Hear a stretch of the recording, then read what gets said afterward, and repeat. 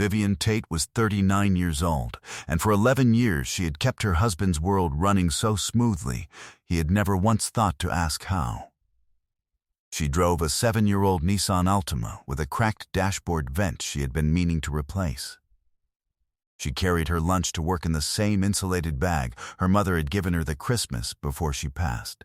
Marcus, her husband, had friends who called her Quiet Vivian, and he laughed along with them in that soft way men do when they are not correcting anything, just allowing.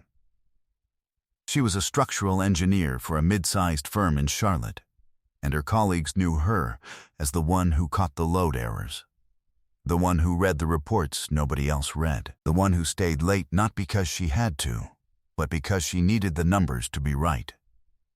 What Marcus did not know, what his brother Darnell did not know, what not one of his loud laughing friends at his Thursday poker nights knew, was that Vivian had been quietly building something of her own for 9 years. Something with her name on it. Something he had never asked to see. What Darnell had not thought through, not once, was why his sister-in-law drove an Altima to a firm where the managing partner called her personally when a project was in trouble. He had not thought to ask whose name was on the secondary property account, or why her financial advisor had come to their home twice in the past year and left looking satisfied. Darnell came to that conversation believing he was lighting a fire. He was wrong about which house was going to burn. Before we jump into the story, comment where in the world you are watching from and subscribe, because tomorrow's story is one you need to hear. The morning light came in low through the kitchen windows that Vivian had reframed herself the summer before last. She had done it on a long weekend in August. Marcus away at a conference in Raleigh. The house quiet and full of sawdust and the sound of the radio. She had measured every cut twice and made them once, the way her father had taught her, and the frames had gone in clean and true, and she had stood back and looked at them and felt something she could not quite name. Not pride exactly. Confirmation. She stood at the kitchen counter now with her coffee cradled in both hands and looked at those frames and let the morning settle around her. Her father, Raymond Tate, had been a carpenter and a deacon, and a man who believed that quality was a form of integrity. He had died 6 years ago of a heart that had worked too hard for too long, and she still heard him most mornings. He used to say, "A structure is only as honest as the foundation you pour when nobody is watching." She had been pouring foundations quietly for 9 years. She thought he would have understood. Marcus came into the kitchen at 7:15, dressed for the office in the pale blue shirt she had ironed the night before. He kissed her cheek and poured his coffee, and told her he might be late because of a client dinner, and she nodded and asked whether it was the Fredrickson account, and he said yes, and she told him she hoped it went well. He took his phone from the counter and angled it toward his chest in a motion so habitual she was certain he no longer noticed he was doing it. She noticed. She had noticed for some time now. She had simply been building context before she reached any conclusions. Because she was a structural engineer, and structural engineers did not declare a failure until they had the data to support the declaration. She had met Marcus 11 years ago at a church picnic on a Saturday afternoon in June. The grass still damp from a morning rain, the air smelling like charcoal and sweet tea. He had been helping fold tables with her cousin Gerald, and he had made her laugh twice before he asked her name, and she had thought, "This one is easy in himself," which she admired. He had been attentive in those early years. He had listened. He had come to her firm's project showcase and stood in front of the bridge model she had designed and said, with what seemed like genuine wonder, "You built this?" And she had said, "The team built it," and he had shaken his head slowly and said, "You built this." And she had loved him then. She had loved him through the years that followed, through the lean times and the arguments, and the way joy in a marriage is not a steady flame, but something you tend like a fire, adding and adjusting and paying attention. She had tended it. She had not expected that tending to become one-sided without her consent. The signal came on a Thursday in March. Not dramatic, not cinematic, just a text notification that appeared on the kitchen counter screen of the shared tablet they used for grocery lists and calendar reminders. A notification from a number she did not recognize. 4 words long, and she read it in the half-second before it disappeared. And she set down her coffee cup and stood very still for a moment. The coffee grew cold beside her. She did not open the tablet. She did not call Marcus. She went to work, sat at her desk, opened her project files, and ran her morning reports. She did not make a single decision that day that was not based on verified data. That was the last morning of the before. The tablet was the first thread. She pulled it carefully. She was not the kind of woman who rifled through another person's belongings in a panic. She was the kind of woman who understood that a single compromised data point required a methodical review of the entire structure. She waited until Marcus left for a Saturday morning gym session with his brother Darnell, and then she sat at the kitchen table with the tablet and the deliberate calm of someone who had spent a career locating the exact point of failure in things that looked solid from the outside. What she found was not a single failure. It was a design choice. A long, considered, implemented design choice. The text went back 14 months. The woman's name was Tasha, and she had a laugh that came through even in writing, a warmth and an ease in her messages that Vivian registered with the detached clarity of a professional reading a document. She did not read out of jealousy, though the feeling was there underneath everything like groundwater. She read the way she read project reports.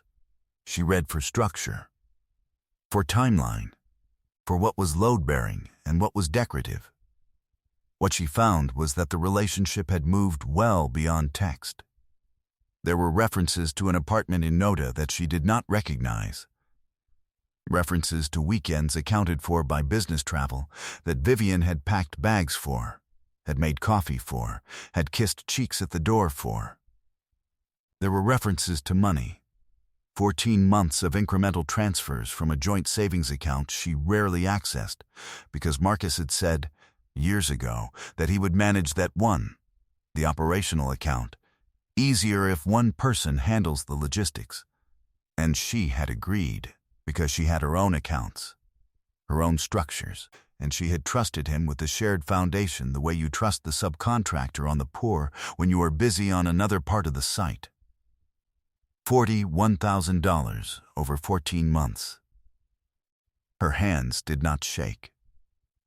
Her face remained perfectly calm. She photographed every screen methodically and forwarded the images to her personal device, and then to a cloud folder whose password Marcus had never known and never asked about. She checked the savings account records online and built a simple spreadsheet with dates and amounts and the account codes the transfers had moved through. She cross-referenced the travel dates against her own calendar, 17 weekends. 34 days of a life she had believed she understood that had been operating on a different set of blueprints entirely. She sat with that number for a long moment. Then she closed the tablet, washed her coffee cup, and made the bed before he got home. She picked up her phone and sent a single text to a contact saved under the initials P. H. 2 words. Call me. Patricia Holt had been practicing family law in Charlotte for 22 years, and she had the kind of face that did not change expression when presented with evidence of human failure. Because she had been presented with evidence of human failure most days of her working life. She was 61 years old and had grown up 2 streets over from Vivian's mother and had known Raymond Tate from his Deacon days, and she was the only attorney Vivian had ever needed. They met at Patricia's office on a Tuesday morning. Vivian arrived with a folder. She slid it across the desk without preamble. Patricia opened it, reviewed it page by page, and when she was finished, She closed the folder and folded her hands on top of it and looked at Vivian with clear and steady eyes. She said, "This is a clean record. You have done this correctly." Vivian said she wanted to understand her options in full before she made any decisions about timing. Patricia said, "You should know before we go further that the transfers from the joint account constitute marital asset dissipation under North Carolina statute, which means those $41,000 are recoverable in full, and likely with interest, depending on how the settlement goes." Vivian wrote the number down. She did not react to it. Real power operated in quiet rooms. She drove from Patricia's office to her Uncle Clarence's house in Belmont, 40 minutes west on I-85, a drive she had made hundreds of times since childhood. Clarence Tate was 74, still sharp, still big-handed, still the man who had sat with her at her father's funeral and said nothing for a long time, and then said, "Raymond built good." He was talking about her. She sat in his kitchen and told him what she had found. He listened without interrupting. He had a stillness that her father had also carried, the stillness of men who had learned that most problems revealed themselves fully if you gave them enough silence. When she finished, Clarence set down his coffee cup and said, "I need to tell you something I should have told you sooner." He said that 3 months ago, Darnell had come to him. That Darnell had known about Tasha for nearly a year. Had known through a friend of a friend the way information moves in close communities. That Darnell had not come to Vivian. That he had come to Clarence instead, looking for advice about whether and how to tell Marcus to be more careful. More careful. Not to stop. Not to tell his wife. More careful. Vivian sat with that for a long moment. She looked at the kitchen window. Outside, a Japanese maple Clarence had planted the year his wife passed was coming into its spring color. The leaves a deep, saturated red at the edges. Her father used to say, "The ones who stay quiet when they should speak are also making a choice." She thanked her uncle. She drove home. What she had now was not simply a record of her husband's betrayal. She had a record of a family system that had organized itself around protecting him and managing her. She found in the weeks that followed that this knowledge was quieting rather than inflaming. She had spent her career understanding how structures failed. They failed when the load was misrepresented. When the documents said one thing and the site told another. When the people responsible for the inspection signed forms they had not read. She went home each of those evenings and made dinner and asked Marcus about his day and listened to what he said and noticed what he did not say. She passed the bread. She laughed at the right moments. She watched him perform the role of husband with the fluency of someone who had been practicing for over a year, and she understood, with the dispassion of a professional, that she was watching demolition in progress. She was simply making sure the collapse happened on her timeline and not his. 3 weeks into the quiet plan, Darnell called her. He was agitated. His voice had the particular tension of a man who believed he was managing a situation he had not fully read. He said he had heard something, through Tasha's people, that Vivian had been seen spending time with a man she had no business spending time with. He said people were talking. He said she needed to understand that what Marcus would do if he found out about this would not be pretty. He said it the way men say things when they believe they are warning you, but are actually threatening you. He accused her plainly, his voice certain, his confidence built on information he had not bothered to verify. She let him finish. She held the silence for a beat after he stopped talking. Then she said, "Darnell, I appreciate you calling. I want you to know that I am going to be just fine." She hung up and made a note of the date and the time and a summary of the call's contents, and added it to the folder Patricia had asked her to keep. She moved with the same deliberate calm that had always defined her. By Friday, she had called Patricia and told her to move forward. Meanwhile, Deborah, Vivian's colleague, a notary and forensic accountant who had spent 3 weeks quietly auditing the joint account records at Vivian's request, had completed her report. The report detailed not only the $41,000 in transfers, but a secondary pattern. Smaller amounts moved through an account linked to Marcus's firm's expense system, totaling an additional $9,400 over 22 months, each transaction coded under a client entertainment category that did not hold up to scrutiny. The full picture was larger than the first thread had suggested. It always was. You didn't need to be a structural engineer to recognize the shape of demolition. But it helped to know where to look. The meeting happened on a Saturday morning at Patricia's office on East Trade Street. Vivian had not told Marcus where she was going. She had simply said she had a client call and would be back by noon. When he arrived 20 minutes after she did, accompanied by his own attorney, a younger man named Garrett who carried his briefcase with the confidence of someone who had not yet read the complete file, Marcus stopped in the doorway and looked at the room. Patricia was there. Vivian's uncle Clarence was there. Deborah was there, her report bound and tabbed. A recording device, disclosed and legal, sat in the center of the table. Marcus said, "What is this?" Vivian said, "Please sit down." He sat. Garrett sat beside him and opened his briefcase, and the careful focus on his face was the focus of a man recalibrating. Deborah set the account audit on the table first. $41,260 from the joint savings account. 14 months. 17 distinct transfer events, each documented with date, amount, originating and receiving account number. Below that, the secondary report. $9,400 through the firm's expense system.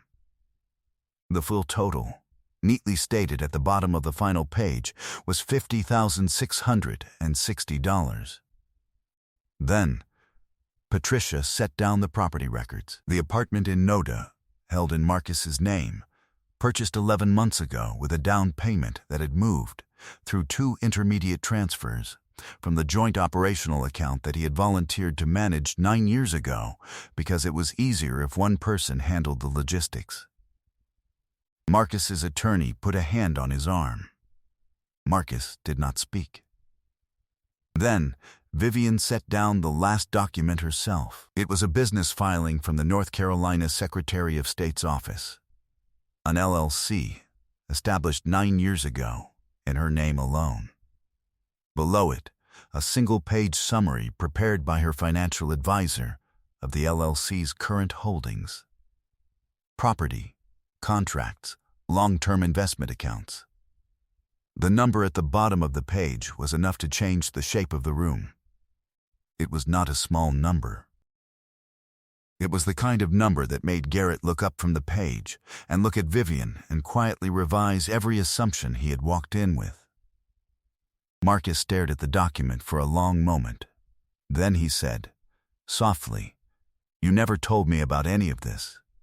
She said, "You never asked." He said, "Vivian, we can talk about this. There are things here we can figure out together. If you just give us the chance to," Clarence said, from his chair by the window, without raising his voice or lifting his eyes from the middle distance. "She has already figured it out." The room was quiet. Marcus tried once more. He said that Darnell had told him, that people had said, that there were things about Vivian's conduct that he could. She said, "I know what Darnell told you. I know when he told you. I know that you chose to repeat it rather than ask me directly, and I know why. You were hoping it would give you standing. It does not give you standing. The folder Patricia is holding tells you exactly what standing looks like in this room. He had nothing left to put on the table. She stood. She buttoned her jacket. She gathered her copy of each document and placed them in her bag with the same unhurried attention she brought to every task that mattered. She looked at him once, clearly, without anger, and without performance. "You had 11 years to see who I was," she said. "You looked at the Altima and the lunch bag, and you decided you understood the complete picture. I don't hold that against you, but I need you to understand that the picture you were looking at was never the complete drawing.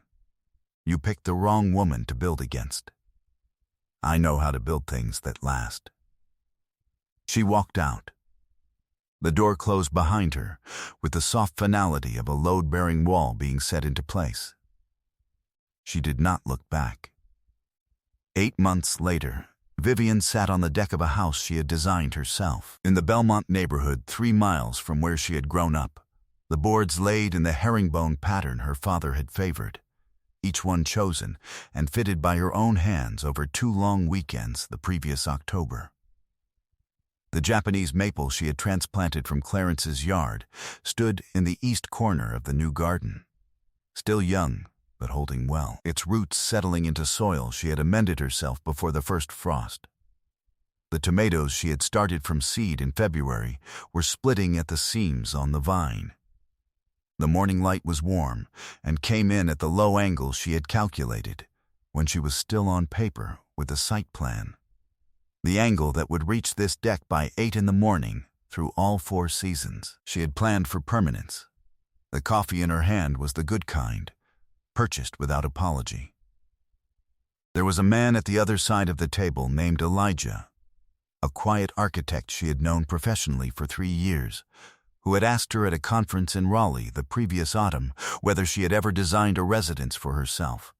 And when she said she was in the process of it, he had asked careful questions about load-bearing and southern light and drainage, and had listened to her answers with the focused attention of someone who understood that the person speaking knew what she was talking about.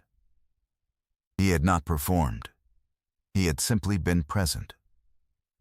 They had met for dinner the following week, and the week after that, and now he was here on this deck on a Saturday morning, reading a journal while the coffee cooled between them.